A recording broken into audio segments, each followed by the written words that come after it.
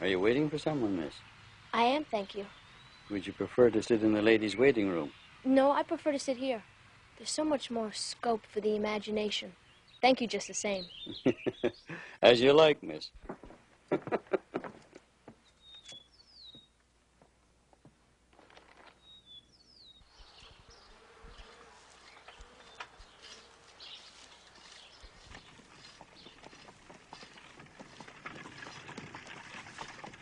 Thomas! Isn't that Matthew Cuthbert driving that buggy? Appears to be. He never goes to town this time of year. And he never wears a suit except in church. Maybe he's going courting. Don't be so utterly ridiculous, Thomas. He's not going fast enough for a doctor. Oh, my afternoon is spoiled. I won't have a moment's peace till I know what that man is up to. Wearing a suit. Marilla is simply going to have to explain all this. Yoo-hoo, Marilla!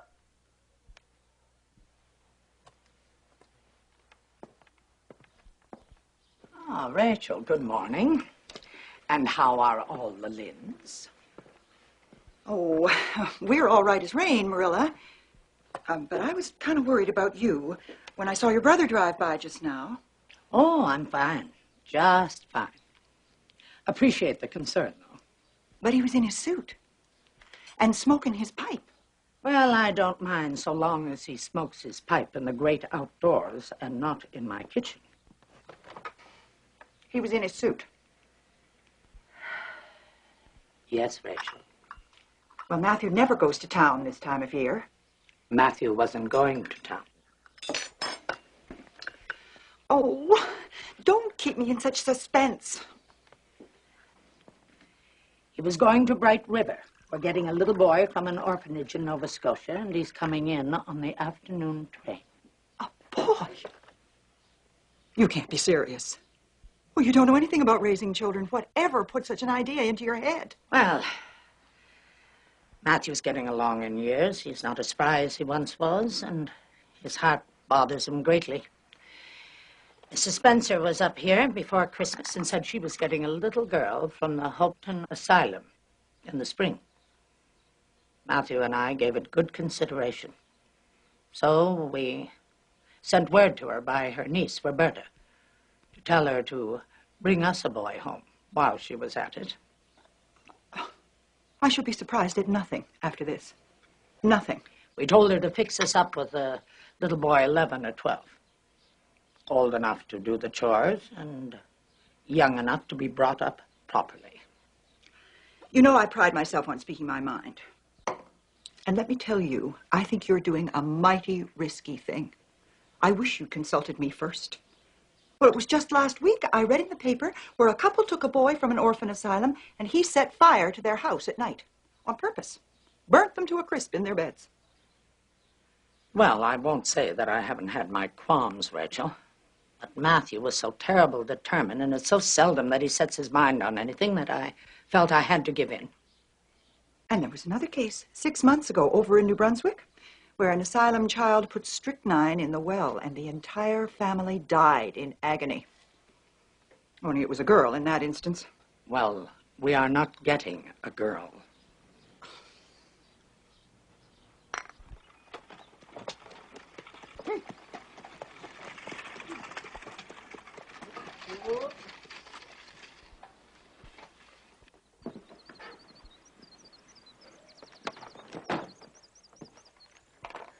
Oh, how do, Matthew? Hello, Angus. Is the afternoon train due soon? Oh, been and gone a half an hour ago. There was a passenger dropped off for you. She's waiting for you on the platform. She? Not to worry, Matthew. I don't think she bites. Well, it's a boy I've come for. Oh, she won't have any trouble explaining. She has a tongue of her own.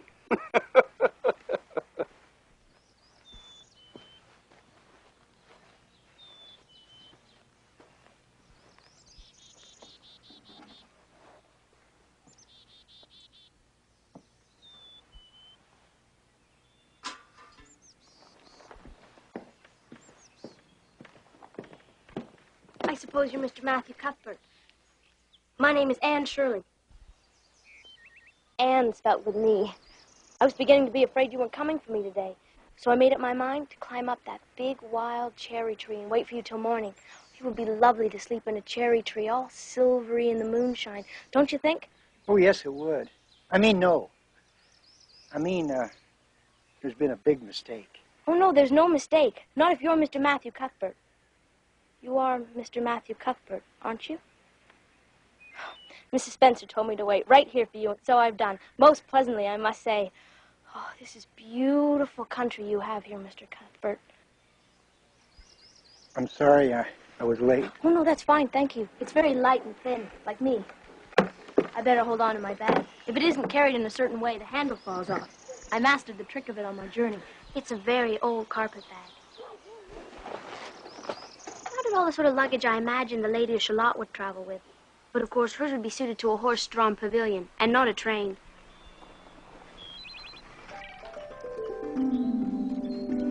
Oh, I'm very glad you've come, even if it would have been nice to sleep in a wild cherry tree. We've got a long piece to drive yet, haven't we? Oh, I'm glad, because I love driving.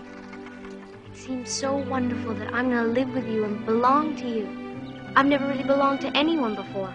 And the asylum was the worst place I've lived in yet. Mrs. Spencer says it was wicked of me to talk like that, but I don't mean to be wicked. It's just so easy to be wicked without knowing it, isn't it? Am I talking too much? Oh, people are always telling me I do, and I can't stop if I make my mind up to do it. You can talk all you like. I don't mind. Oh, I know you and I are going to get along just fine, Mr. Cuthbert.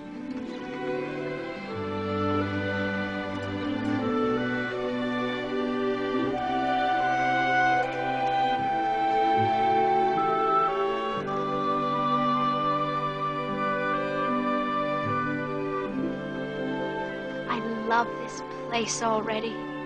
I always heard that Prince Edward Island was the most beautiful place in Canada, and I used to imagine I was living here. This is the first dream that has ever come true for me.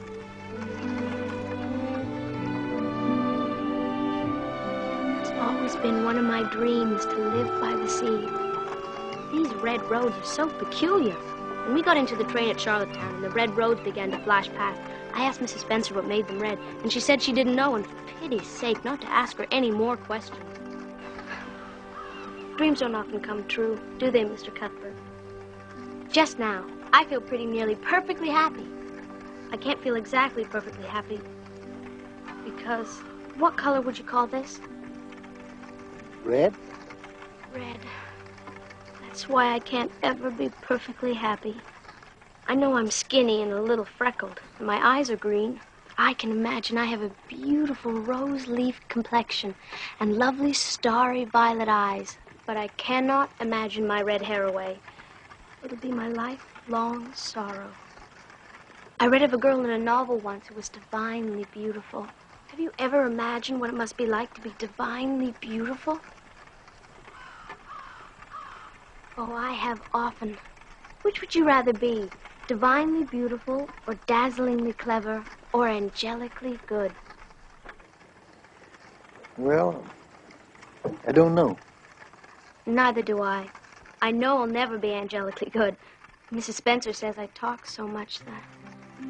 Mr. Cuthbert! Mr. Cuthbert, what is this place called? The Avenue. Pretty, ain't it?